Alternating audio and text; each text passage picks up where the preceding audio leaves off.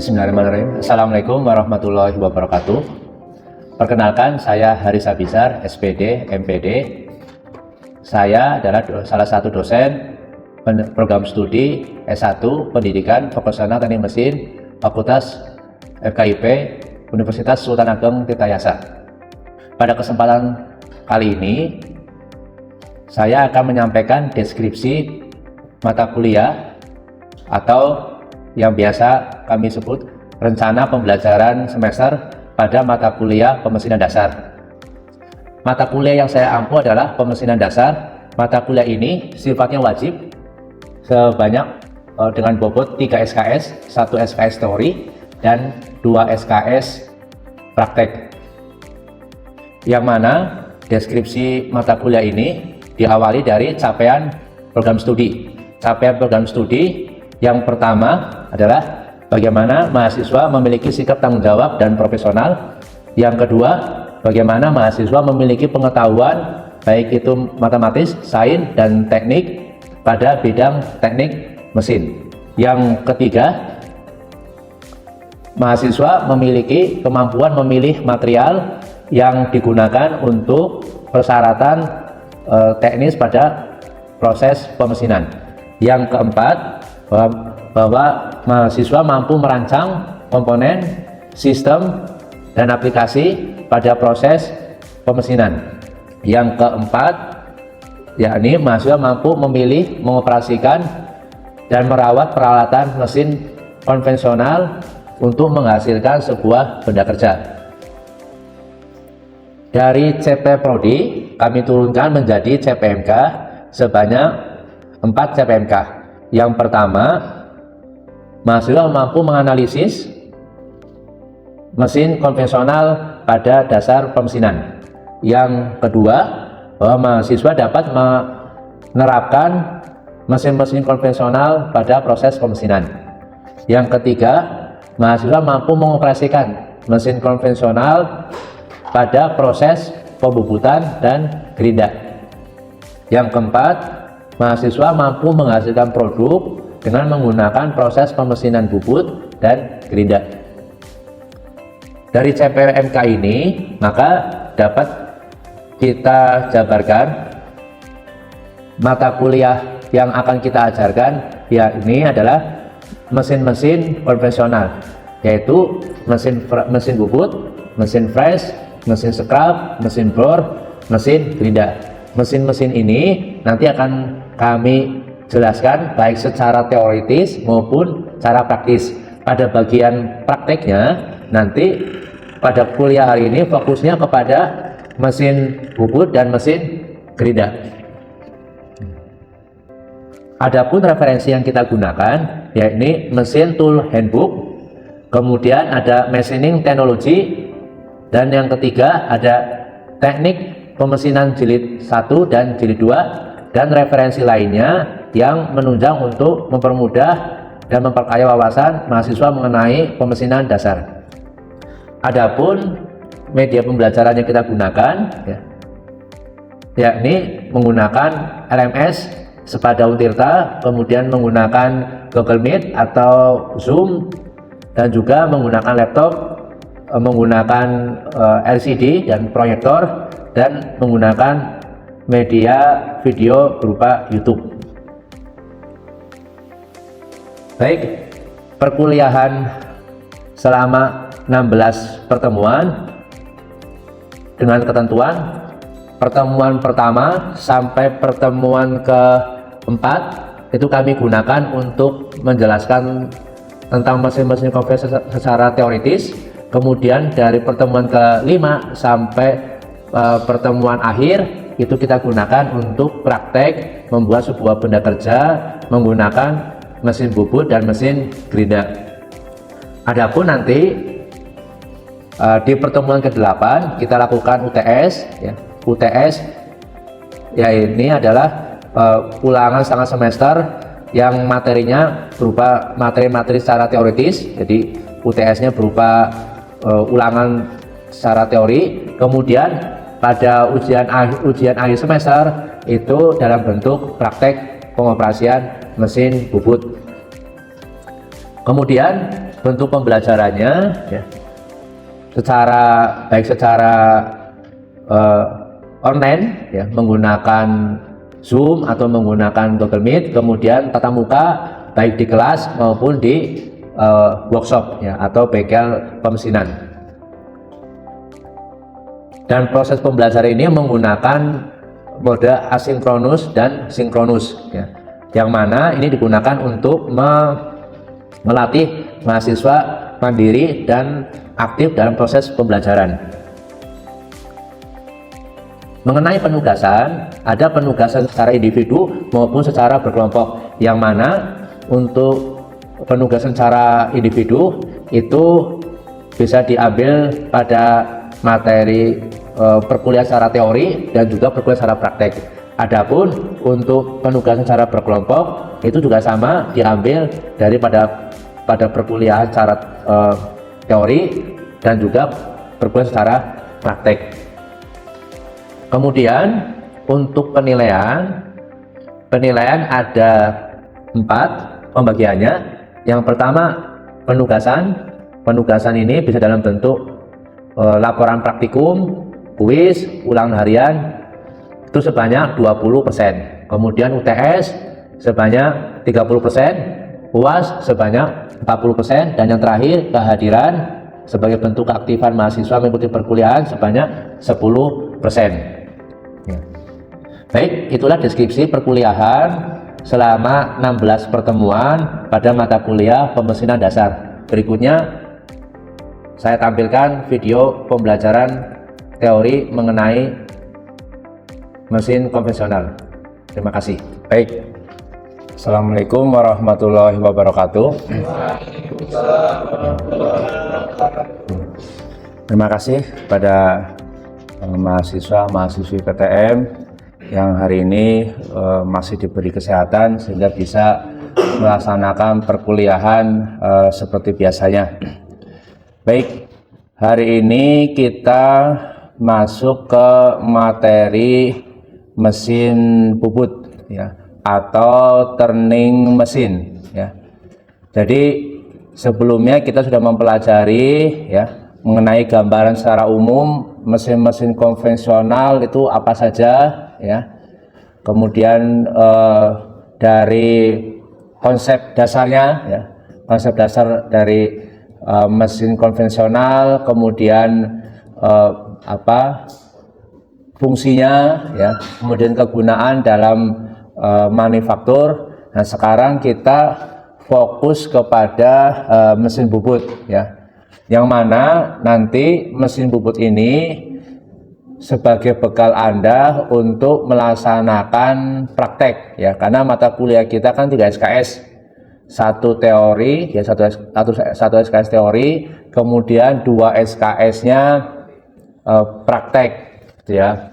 Nah, pada hari ini ya kita nanti mempelajari ini ya, mengenai, saya tampilkan dulu ya. Terlihat ya Mas, Mbak? Terlihat ya?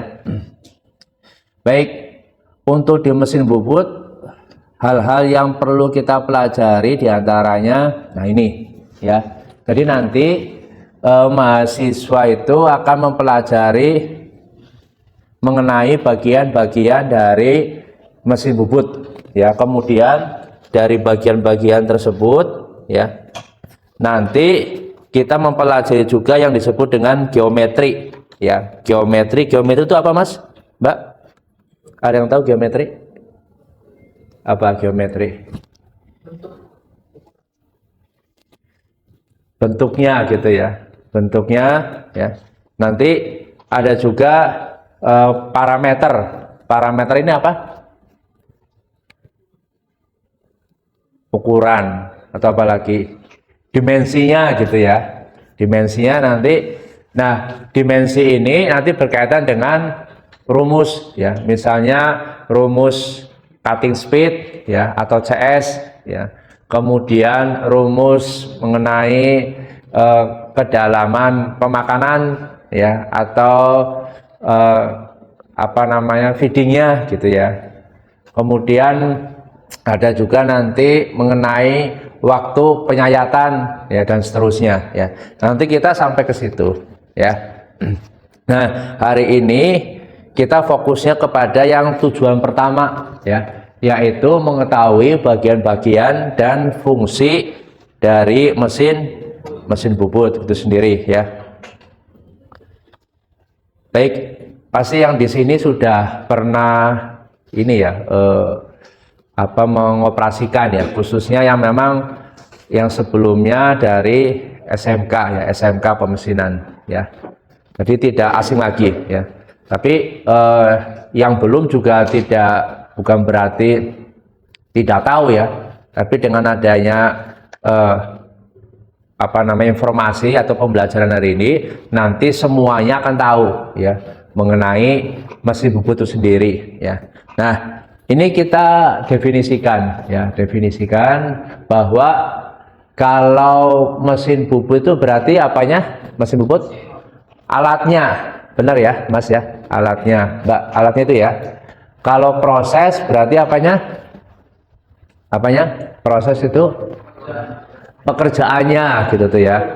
Jadi kalau mesin bubut ya mesin bubut itu sendiri ya, dimana mesin bubut ini dia mesin yang memproduksi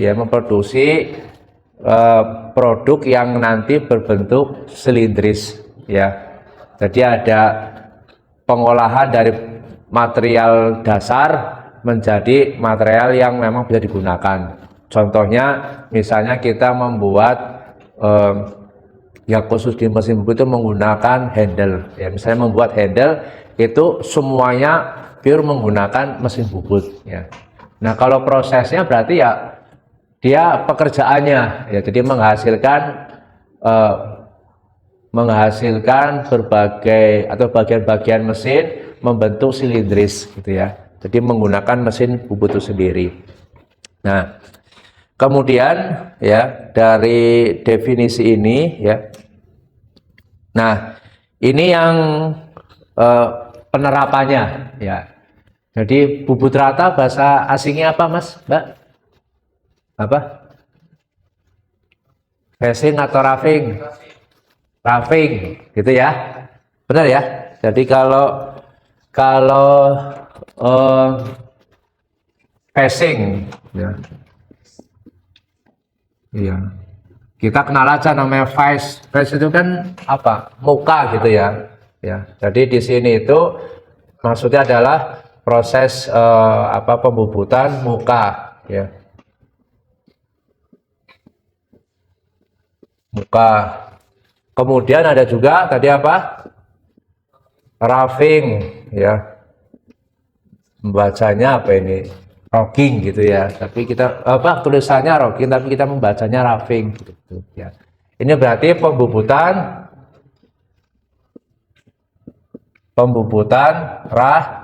rata ya, bukan average gitu ya. Kan average kan rata ya, rata-rata gitu ya. Bukan ke situ. Tapi di istilah teknik emang ada beberapa yang berbeda gitu ya. Kalau average kan bisa Pak gitu tuh, tapi bukan itu maksudnya ya. Jadi roughing ini adalah proses pembubutan rata ya. Kemudian ada juga pembubutan tirus gitu ya. Jadi membuat tirus. Nanti kalau di semester berapa, semester 4 ya atau semester 3 itu nanti ada proses tirus ya, 3 atau 4 saya lupa itu ya. Nah ini dasar gitu ya. Jadi ada proses bubut rata. Bubut rata itu ya kalau tidak digambar itu ya bagian dia berarti mengurangi dimensi apanya, panjang atau diameter Mas Mbak. Mengurangi apa? Dia diameter ya. Tapi kalau untuk yang facing atau bubut muka atau bubut permukaan berarti mengurangi panjangnya ya. Jadi jangan sampai keliru ya. Jadi kalau untuk yang panjang itu berarti mengurangi menggunakan facing ya. Kalau untuk bubut permukaan, bubut rata itu untuk mengurangi diameternya gitu tuh ya. Kalau tirus apa? Dia ngurangin apa tirus? Diameter dan dua-duanya, diameter dan panjang gitu tuh. Bener nggak? Kan kalau tirus ini nih, ya kalau kita mau ini benda kerja, ya.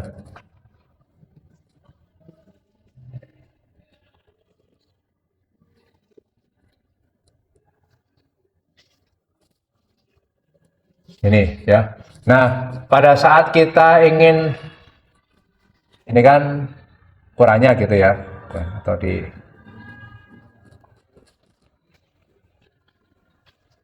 ya, ini ukurannya, misalnya ukurannya 20, maka pada saat proses penyayatan ya. Ya. Nah, dia nanti akan mengurangi diameternya ya. Diameternya ini dikurangi, jadi diameter ini berkurang, diameter ini enggak gitu tuh, yang atas enggak ya. Nah, nanti panjangnya juga dia ya sesuai dengan panjangnya berapa di sini nih ukurannya. Kalau panjangnya 20, maka nanti dia 20 untuk penyayatannya ya. Nanti kita akan ada sesi khusus untuk misalnya praktek pembubutan tirus ya. Nah, ini seperti ini ya. Kemudian dari sini ya, ini kan penerapannya gitu ya, ada rata, bubut muka sama tirus. Itu yang dasar sekali ya, yang dasar sekali. Dan bubut ketiga ini nih cukup menggunakan pahat rata ya. Cukup menggunakan pahat rata. Nanti kalau membuat alur dan ulir pahatnya beda lagi nanti ya. Jadi khusus untuk ini menggunakan apa namanya pahat rata semuanya. Nah, ini ya. Jadi ini lebih ya perkembangannya gitu ya. Dari yang tadi disebutkan, kemudian ini dijabarkan lagi ya. Ada proses-proses lain yang di mesin bubut selain 3 tadi ya, yaitu ada yang namanya pembubutan ulir ya. Kemudian ada yang bubut alur ya, bubut alur, kemudian ada yang apa ini chamfer ya, chamfer, kemudian ulir buat apa ini lubang ya, lubang dalam ya, lubang. Kemudian ada juga, jadi antara yang D ya, yang pembubutan lubang atau disebut dengan boring gitu ya. Kemudian ada juga yang pembubutan lubang tapi istilahnya drilling ya. Itu beda. Ya. Bedanya di mana, Mas? Mbak? Yang D sama E. Ini D ya. Yang itu yang sebelahnya E. Bedanya di mana?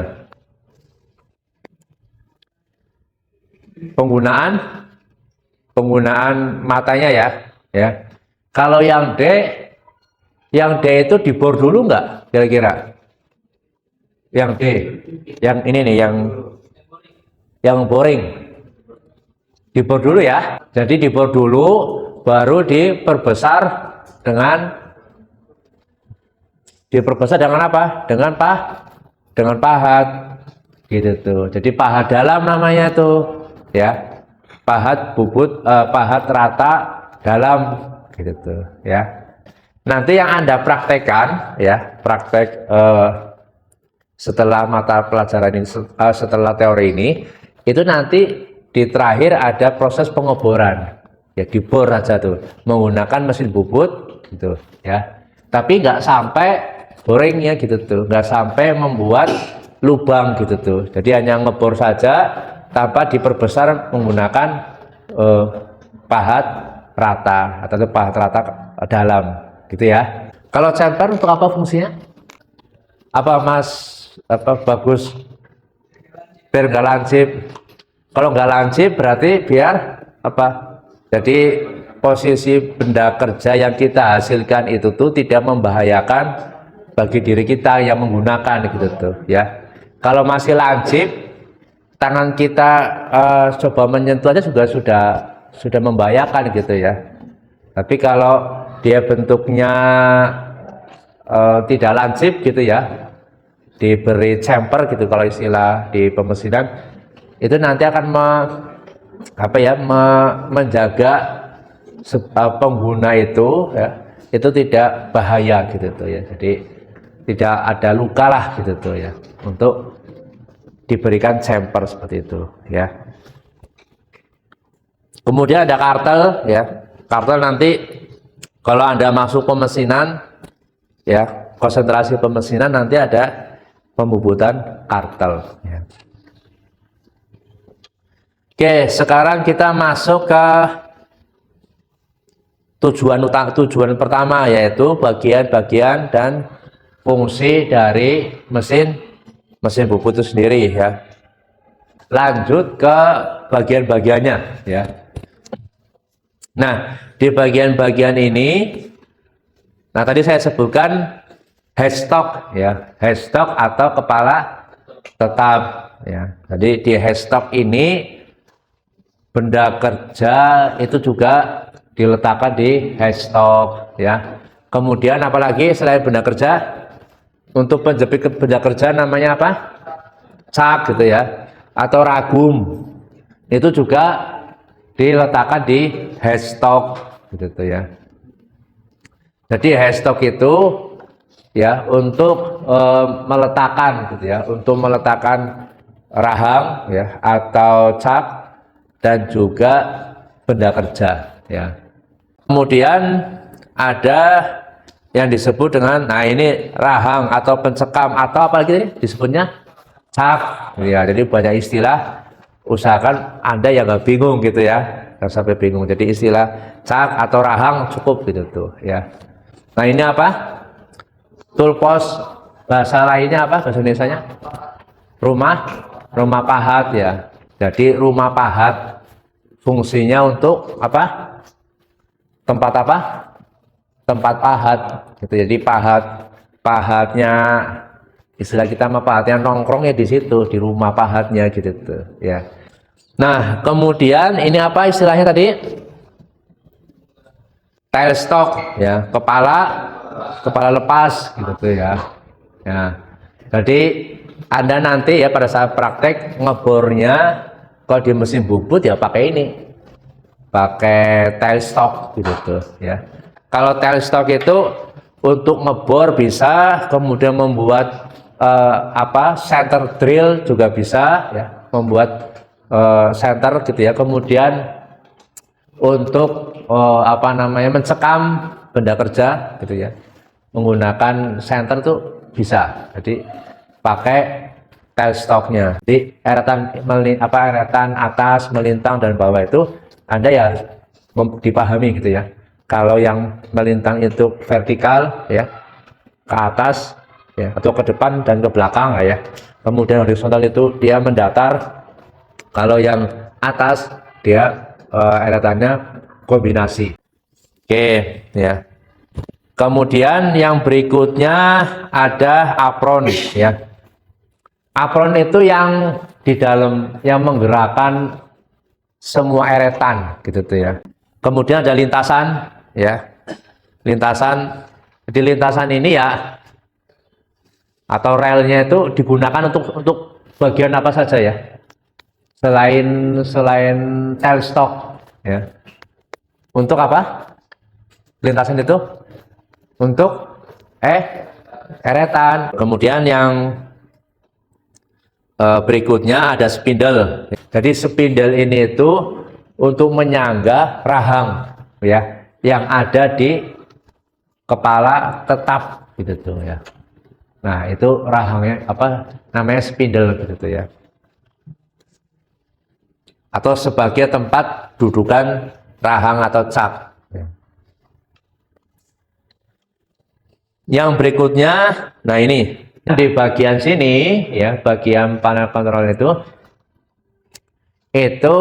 nanti kita bisa men-setting, misalnya membuat ulir ya, ulir metrik, ulir Whitworth, itu biasa di bagian sini itu ada tabelnya ya. Di mesin kita kan tabel-tabelnya tuh ya. Nanti kalau di semester berikutnya nanti Anda bisa membuat ulir ya, menggunakan tabel yang ada pada bagian pengatur kecepatan, ya.